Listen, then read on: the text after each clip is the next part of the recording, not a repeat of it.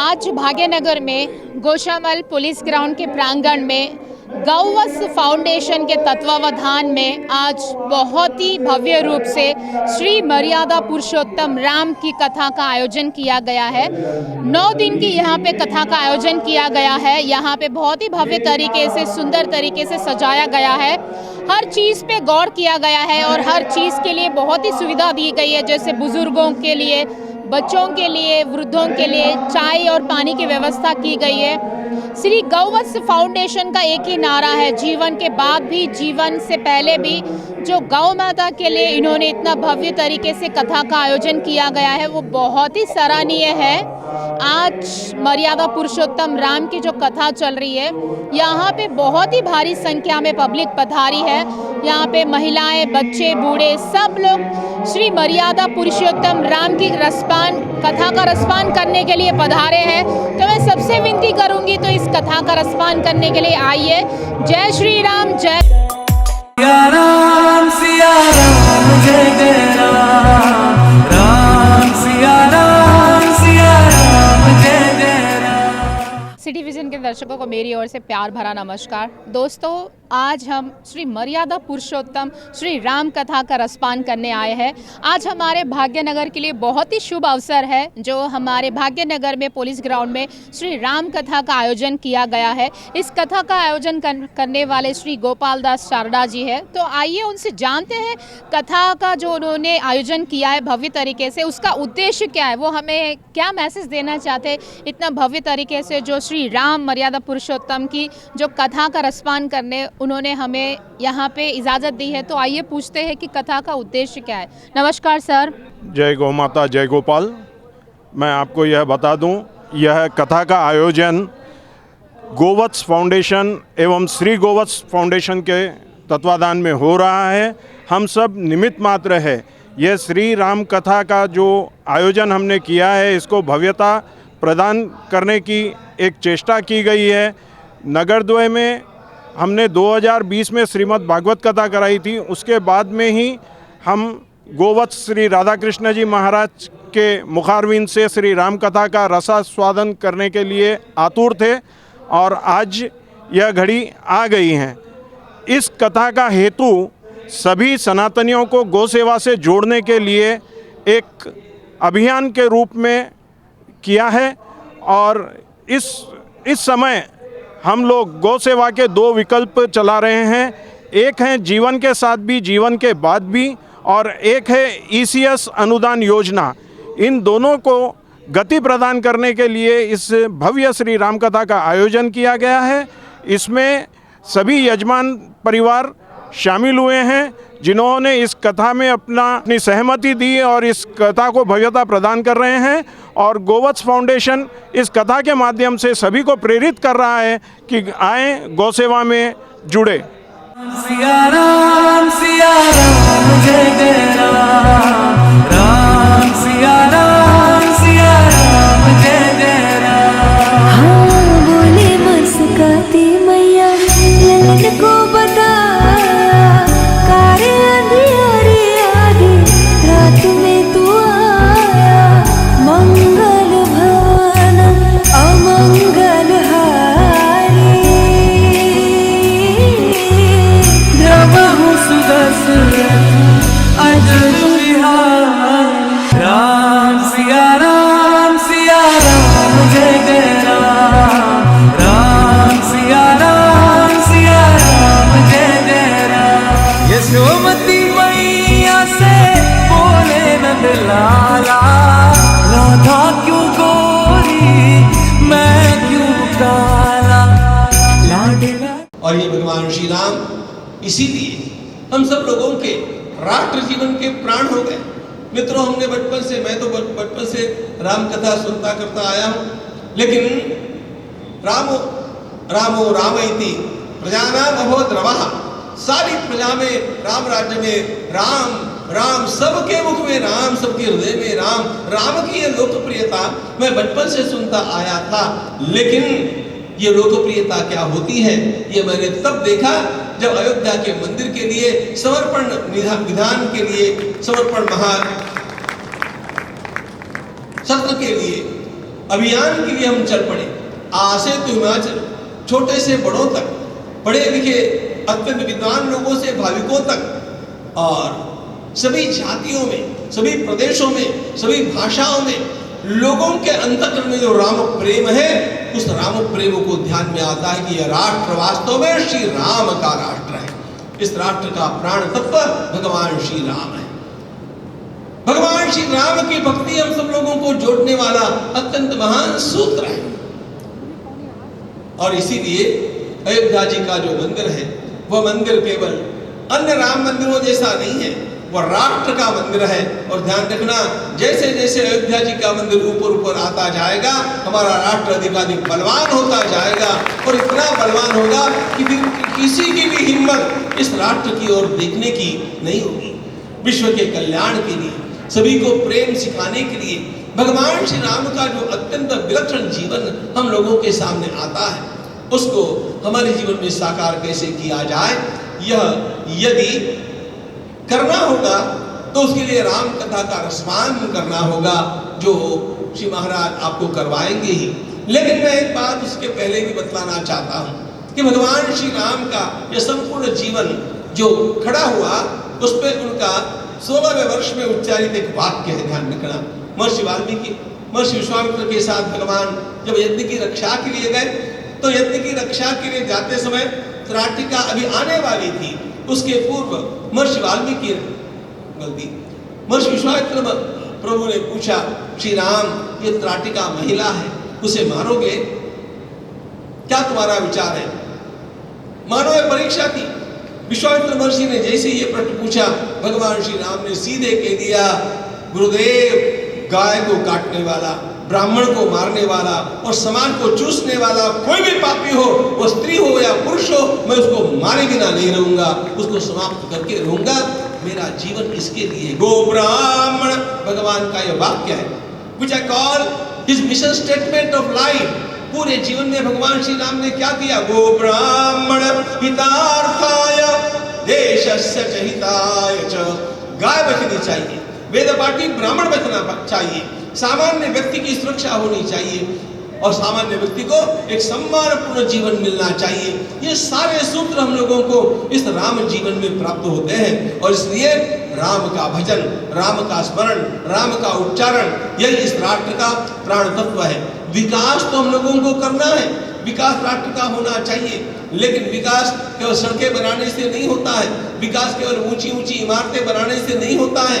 ये सारा जीवन में आवश्यक होने पर भी मित्रों, हमारा अंतःकरण उदात्त बनना चाहिए, भव्य बनना चाहिए, निर्भय बनना चाहिए, तत्वनिष्ठ बनना चाहिए, और उसके लिए सबसे बड़ी औषधि, संजीवनी बूटी यदि कोई है तो वह राम कथा है। और इसलिए राम कथा का श्रवण यह अत्यंत बड़ा भाग्य है। लेकिन भगवान श्री राम का यह जीवन भी जिस तपस्या से आया, उसका मूल स्रोत गो माता की भक्ति है। इसको भी आप लोगों को जानना चाहिए। भगवान श्री राम के पूर्वज महाराज दिलीप, उन्हें जब पुत्र नहीं हो रहा था तो वशिष्ठ महर्षि के पास जाते हैं, और महर्षि वशिष्ठ ने कहा कि महाराज, पुत्र तो आपको होगा, लेकिन एक प्रतिबंध है। प्रतिबंध ऐसा है कि स्वर्ग से आते समय युद्ध में देवताओं की सहायता करने के पश्चात स्वर्ग से लौट करके आते समय मार्ग में कामधेनु खड़ी थी, आपने उसको प्रणाम नहीं किया और सीधे चले आए। मार्ग में खड़ी कामधेनु को प्रणाम न करने के परिणाम स्वरूप आपके पुत्र की प्राप्ति में बाधा हो रही है।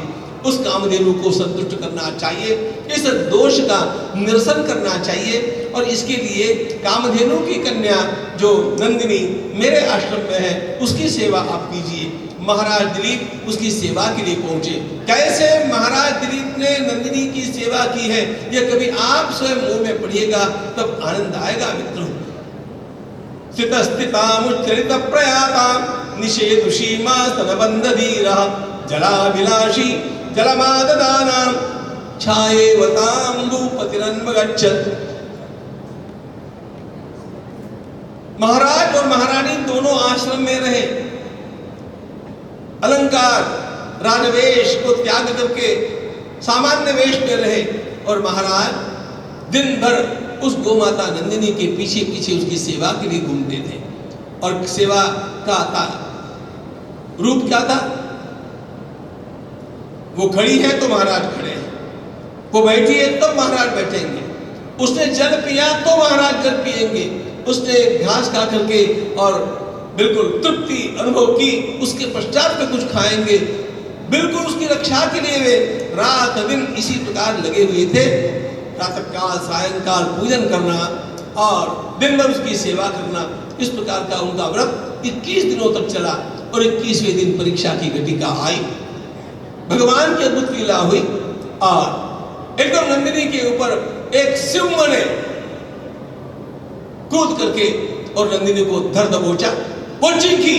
महाराज ने देखा, धनुष पर बाण जोड़ना चाहा, लेकिन भोगी व मंत्रों से विरुद्ध वीर्य एकदम उनके हाथ धनुष और बाण से चिपक गए, वे हिल नहीं पाए। तब सिंह ने कहा, देखो ये मेरा आहार है, मैं इसको खाऊंगा और यह क्षेत्र भगवान शिव ने मुझे प्रदान किया है, आप मुझे कुछ नहीं कर पाओगे। तब महाराज दिलीप ने कहा, ये मेरे गुरुदेव की गोमाता है, इसको छोड़ दो, मैं तुम्हें दूसरा मांस ला करके देता हूं शिकार करके। सिंह ने कहा, मैं पराये की शिकार नहीं खाता हूं, यदि तुम इस गाय को बचाना चाहते हो तो इसका एक ही उपाय है, तुम अपना आत्मार्पण कर दो, मैं तुम्हारा मांस खा करके मेरी भूख शमन करूंगा और फिर इस गैया को छोड़ सकता हूं। महाराज दिलीप ने कहा, बहुत कृपा होगी, मेरा भक्षण करो लेकिन गौ माता को छोड़ दो। उस सिंह ने कहा, पागल कहीं के, एकात पत्रम जगत प्रभुत्वम नवम वयक्रांत विदम। अरे सारे संसार के तुम राजा हो, इतने जान जवान हो, इतने सुंदर दिखते हो, गाय को मरते हो एक गाय के लिए, ये क्या दुर्बुद्धि है। दिलीप ने कहा, तुमने जो वर्णन किया वो ठीक है, सिंह एक बात ध्यान रखना, यह शरीर वैसे भी रहने वाला नहीं है, यदि तुम्हें दया करनी है तो मेरी कीर्ति के ऊपर, मेरे यशस शरीर के ऊपर करो। एकांत विद्वं शिशुमत विधानाम पिंडेषु नास्ता खलु भौतिकेषु। मेरे जैसे लोगों का शरीर से प्रेम नहीं होता है। सिंह, ये मेरे गुरुदेव की गोमाता है। नगर धरती पर सुंदर राम कथा का आयोजन किया गया है गौशामल पुलिस ग्राउंड में। मैं जसवंत भाई पटेल गौवंश फाउंडेशन से आप सभी लोगों को ज़्यादा से ज़्यादा लोग कथा सुनने को आइए, फिर ऐसा कथा आपको सुनने को नहीं मिलेगा। आज हमारे साथ हमारे टीम के सभी लोग यहाँ पर है। जय गौ।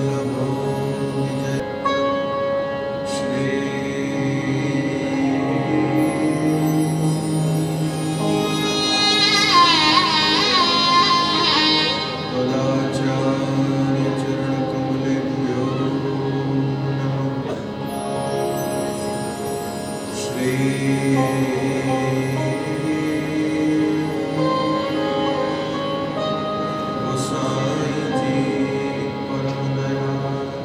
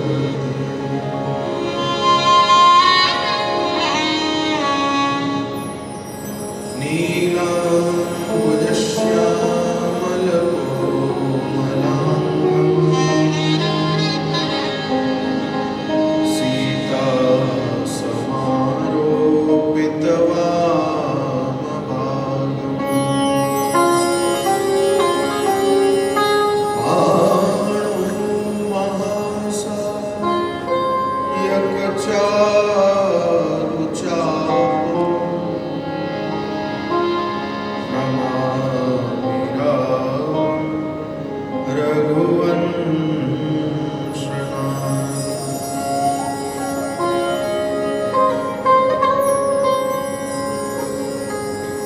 अतुलित बलधामं हेमशैलाभुदेहं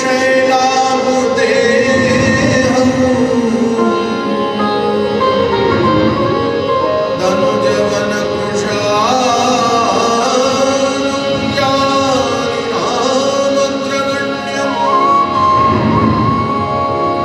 सकल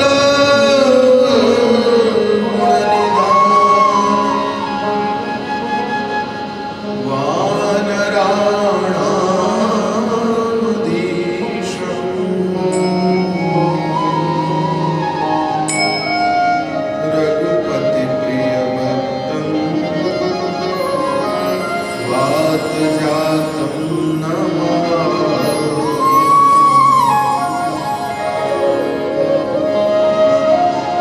यत्र यत्र रघुनाथ संकीर्तनं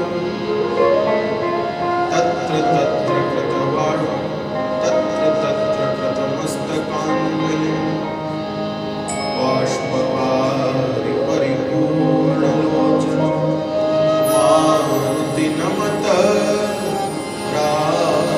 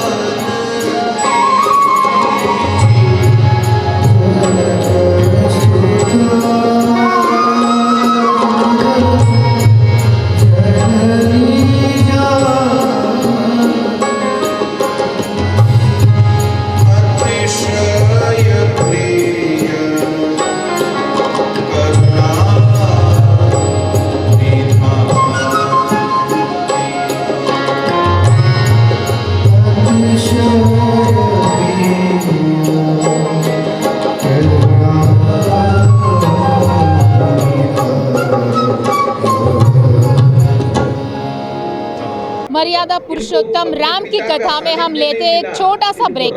सिया राम जय